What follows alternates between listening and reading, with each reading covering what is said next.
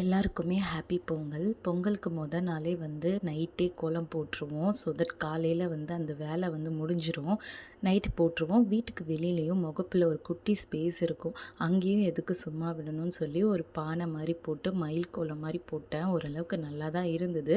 அந்த பட்டம் மட்டும் கொஞ்சம் அவாய்ட் பண்ணியிருக்கலாம். நெக்ஸ்ட் டே மார்னிங் காலையில் 7 to 8 பொங்கல் வச்சுட்டோம். பொங்கலும் சூப்பராக பொங்கி டேஸ்ட்டு செம்மையாக இருந்துச்சு. பொங்கல் வச்சதுக்கப்புறம் தான் நான் போய் சாரீ கட்டினேன். ஏன்னா அதுக்கு வரைக்குமே சாரீ கட்டாமல் சும்மா ஒரு நைட் ட்ரெஸ் தான் போட்டிருந்தோம்.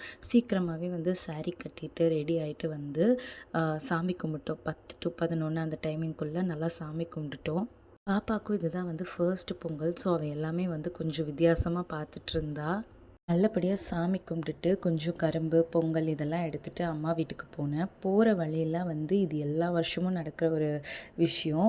பொங்கல் அன்னைக்கு அதுவும் பர்டிகுலராக எல்லார் வீட்டுக்கு வெளியிலையும் என்னென்ன கோலம் போட்டிருக்காங்க, என்ன மாதிரி பானைலாம் வச்சுருக்காங்க அப்படின்னு சொல்லிட்டு பார்த்துட்டு போவோம். யார் நல்லா கோலம் போட்டிருக்காங்கன்னு பார்ப்போம்.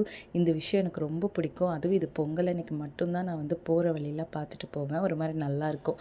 அண்ட் பொங்கல் அதுவுமா கோவிலுக்கு போகாமல் எப்படி, அதனால் செவ்வாய்க்கிழமை வேறு கோவிலுக்கு போய் விளக்கு போட்டுட்டு ரிட்டன் சாப்பிடவே 4 o'clock ஆகிடுச்சு.